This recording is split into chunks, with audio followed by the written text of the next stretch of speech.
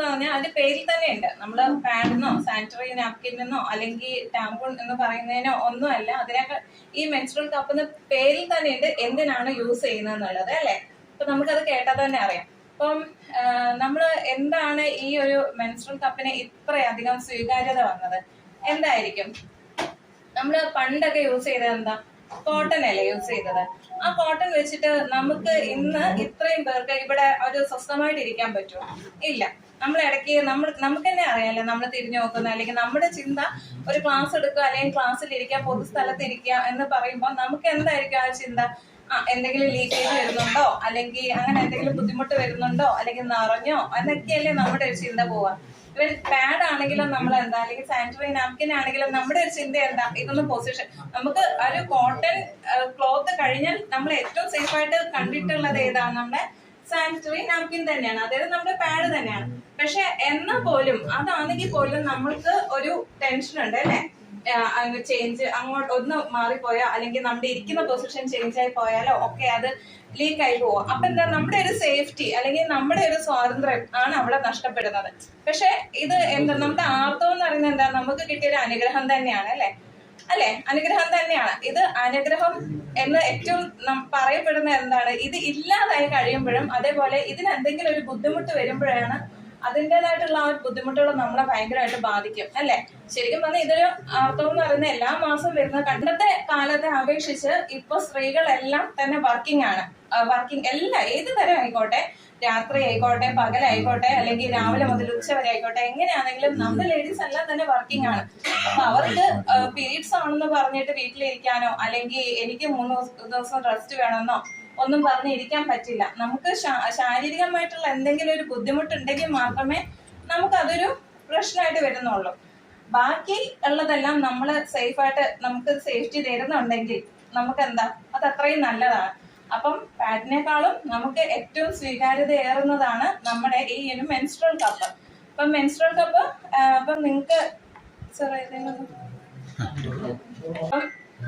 ഇത് നമുക്ക് ഈ ഒരു മെൻസ്ട്രൽ കപ്പ് നമുക്ക് യൂസ് ചെയ്യേണ്ട രീതിയും കൂടി നമ്മൾ പഠിച്ച് അറിഞ്ഞിരുന്നു കഴിഞ്ഞാൽ, എല്ലാവരും ഈ ഒരു മാർഗത്തിലേക്ക് വന്നു കഴിഞ്ഞാൽ നമുക്കത് എന്താ, നമ്മുടെ പാഡ് കൊണ്ടുണ്ടാവുന്ന പരിസ്ഥിതി ആയിക്കോട്ടെ, ആരോഗ്യ പ്രശ്നങ്ങളായിക്കോട്ടെ, ഇതൊക്കെ നമുക്ക് കുറെ ഒരു 90% നമുക്ക് അത് ഇല്ലാതാക്കാൻ കഴിയും അല്ലെ.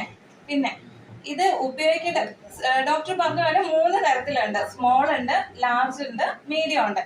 അപ്പൊ സ്മോൾ എന്ന് പറഞ്ഞത് നമ്മളെ മെനാർക്കി, അതായത് പീരീഡ്സ് നമുക്ക് തുടങ്ങുന്ന സമയത്ത് തന്നെ നമുക്ക് യൂസ് ചെയ്യാം. അതിപ്പം ഓക്കെ കുട്ടികളാണ് എന്ന് പറഞ്ഞോണ്ട് കുഴപ്പമൊന്നുമില്ല, അത് നമ്മൾ യൂസ് ചെയ്യുന്നതുകൊണ്ട് ഒരു പ്രശ്നം വരുന്നില്ല. പിന്നെ ഇതിന്റെ മെറ്റീരിയൽ പറഞ്ഞല്ലോ, സിലിക്കൺ എന്നുള്ള ഒരു മെറ്റീരിയൽ ആണ്. അപ്പം നിങ്ങൾക്ക് കേട്ടിട്ടുണ്ട്, അപ്പം ബ്രസ്റ്റ് റിമൂവ് ചെയ്ത, ക്യാൻസർ വന്ന ബ്രസ്റ്റ് റിമൂവ് ചെയ്തവർക്കൊക്കെ ഇംപ്ലാന്റ് ചെയ്തതൊക്കെ ഈ ഒരു സിലിക്കൺ എന്ന് പറഞ്ഞ മെറ്റീരിയൽ ആണ്. ഇതിന് പറഞ്ഞാൽ കെമിക്കൽ റിയാക്ഷൻസ് കുറവാണ് നടക്കുന്നത്. അതോടൊപ്പം തന്നെ മറ്റ് എന്താ അലർജി, നമ്മുടെ ശരീരത്തോട് ഒട്ടി നിൽക്കുമ്പം അലർജികൾ ഉണ്ടാക്കുന്നതും എല്ലാം തന്നെ കുറവാണ് വരുന്നത്, ഉപയോഗിക്കാൻ പറ്റും. പിന്നെ ഇതിന്റെ ആ ഒരു സൈസ് മീഡിയം. നമുക്ക് ഇവിടെ ഇപ്പൊ ഇത്രയും ഒരുവിധം പ്രായമുള്ളവരൊക്കെ തന്നെയാണ് ഇരിക്കുന്നത്, കല്യാണം കഴിച്ച് കുട്ടികളായി അങ്ങനെയുള്ള, അപ്പം അവർക്കൊക്കെ ലാർജ് തന്നെയാണ് പറ്റുന്നത്. പിന്നെ ഇത് ഉപയോഗിക്കേണ്ട രീതി ഞാൻ പറഞ്ഞുതരാം. ഇത് ഡോക്ടർ ഓപ്പൺ ചെയ്തു.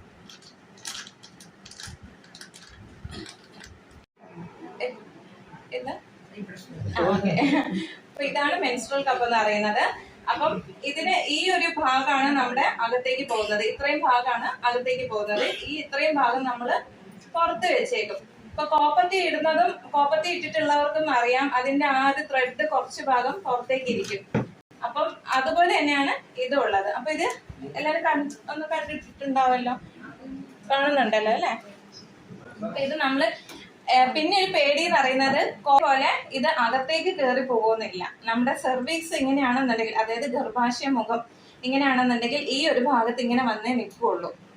ഇത് അകത്തേക്ക് കയറി പോവോ അങ്ങനെയൊന്നുമില്ല. പിന്നെ നമ്മൾ പ്രോപ്പറായിട്ട് പ്ലേസ് ചെയ്യാന്നുള്ളത് മാത്രമേ ഉള്ളൂ. അപ്പം ആദ്യം തന്നെ ചെയ്യാനുള്ളത് കൈകൾ രണ്ടും നന്നായിട്ട് കഴുകുക. കാരണം നമ്മുടെ ഇത് ശരീരത്തിനുള്ളിലേക്ക് ഇൻസേർട്ട് ചെയ്യുന്നതാണ്. കൈകൾ നന്നായിട്ട് സോപ്പ് ഇട്ട് കഴുകുക. പിന്നെ ഇത് ഫസ്റ്റ് ടൈം നമ്മൾ എടുക്കുവാണല്ലോ, നമ്മളിത് പാക്ക് ചെയ്തിട്ടാണെന്ന് പറഞ്ഞാലും ഒരു 5 മിനിറ്റ്സ് നമ്മൾ തിളപ്പിക്കുക, അല്ലെങ്കിൽ ചൂടുവെള്ളത്തിൽ കഴുകുക. പക്ഷെ തിളപ്പിക്കുന്ന തന്നെയാണ് നല്ലത്. തിളപ്പിച്ച് കഴിഞ്ഞ് പിന്നെ നമ്മൾ കൈ അവിടെ ഇവിടെ ഒന്നും കൊണ്ട് തൊടരുത്, കാരണം അകത്തേക്ക് ഇൻസേർട്ട് ചെയ്യാൻ. പിന്നെ ഇതൊന്ന് സി ഷേപ്പിൽ ഇതാ കണ്ടോ, ഇങ്ങനെ സി ഷേപ്പില് ഇതൊന്ന് ഇങ്ങനെ മടക്കാം. ഓക്കെ, ഇതുപോലെ സി ഷേപ്പിൽ മടക്കാം, ഇങ്ങനെ പിടിക്കാം. ഇപ്പൊ നമ്മുടെ വജേന ഇതാണെന്നുണ്ടെങ്കിൽ വജേനയ്ക്കുള്ളിലേക്ക്, അതായത് നമ്മുടെ ഈ ഒരു പൊസിഷനിൽ വേണം. അപ്പൊ അത് ഒന്നുകിൽ നമ്മൾ ബാത്റൂമിലാണ് ഒരു കാല് നമ്മൾ ജസ്റ്റ് ഒന്ന് പൊന്തിച്ച് വെച്ചിട്ടോ, അല്ലെങ്കിൽ നമ്മൾ സ്ക്വാട്ടിംഗ് പൊസിഷനാണ് നമ്മൾ സാധാരണ പണ്ടത്തെ കക്കൂസിലേക്ക് ഇരിക്കത്തില്ലേ, ആ ഒരു പൊസിഷനിലാണെങ്കിലും കുഴപ്പമില്ല. അപ്പം ഇങ്ങനെ നമ്മുടെ നോർമൽ ഈ ഒരു രീതിയിൽ തന്നെ ഇൻസേർട്ട് ചെയ്യാം. ഈ ഒരു രീതിയിൽ ഇൻസേർട്ട് ചെയ്യാം. ഓക്കെ, ഉണ്ടോ? ഇത് അകത്തെത്തുമ്പോൾ ഒന്ന് നോർമൽ ആയിക്കോളും. പിന്നെ നമുക്ക് അതൊന്ന് ജസ്റ്റ് ഒന്ന് കറക്കി കൊടുത്തു കഴിഞ്ഞാൽ എന്താകും, അതവിടെ വാക്വം ആ ഒരു പൊസിഷനിൽ വന്നിട്ട് അത് എയർ ടൈറ്റ് ആയിട്ട് ഇരുന്നോളും. അപ്പൊ ഇങ്ങനെയൊരു ഇതിലിരിക്കും. ഊരുന്നതും നമ്മൾ കൈ നന്നായിട്ട് കഴുകിയിരിക്കണം. ഈ ഇങ്ങനെ ഇരിക്കുന്ന ഇതിന്റെ സ്റ്റെം എന്ന് പറയും, ഇതിന് ഈ സ്റ്റെമ്മില് പിടിക്കാം. അത് മാത്രം പിടിച്ച് ഇങ്ങനെ അങ്ങ് വലിക്കരുത്, അത് അവിടെ പിടിച്ച് ഈ തൊട്ട് മുകളിലുള്ള ഭാഗം ഉണ്ടല്ലോ അവിടെ ജസ്റ്റ് ഒന്ന് പ്രസ് ചെയ്യാം.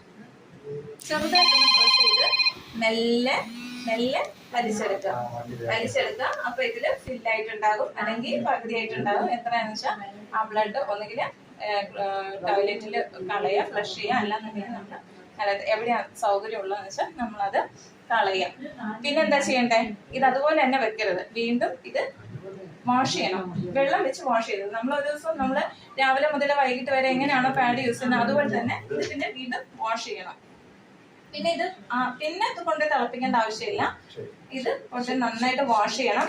വാഷ് ചെയ്യുമ്പോൾ ഒന്നും കൂടി ശ്രദ്ധിക്കാനുള്ളതാണ്, നമ്മുടെ ഈ സ്റ്റെയിൻ ഉണ്ടല്ലോ, ബ്ലഡ് ഒക്കെ കുറച്ചൊരു കറ പോലെ ഇങ്ങനെ പിടിച്ചിരിക്കും. അപ്പം ഇതിന്റെ ഈ എഡ്ജ് ഉണ്ട്, ഈ എഡ്ജ്, പിന്നെ അതുപോലെ ഇതിനുള്ളില് അവിടെയൊക്കെ നന്നായിട്ട് വാഷ് ചെയ്യണം. കാരണം നമ്മൾ വീണ്ടും അടുത്ത 6 hours അല്ലെങ്കിൽ ടോട്ടൽ എത്ര 12 hours എന്നെങ്കിൽ അത്ര വരെ നമ്മൾ ഇതിനുള്ളിൽ കീപ്പ് ചെയ്യുന്നതാണ്. അപ്പൊ നമ്മളത് ഈ ഒരു ഭാഗവും ഈ ഉള്ളും ഈ ഒരു ഭാഗം നമ്മൾ ക്ലിയർ ആക്കിയിട്ട് വേണം. ഒന്നുകിലും സോപ്പ് ഇട്ട് കഴുകുകയാണെങ്കിൽ ആ സോപ്പിന്റെ അംശം പോകണം.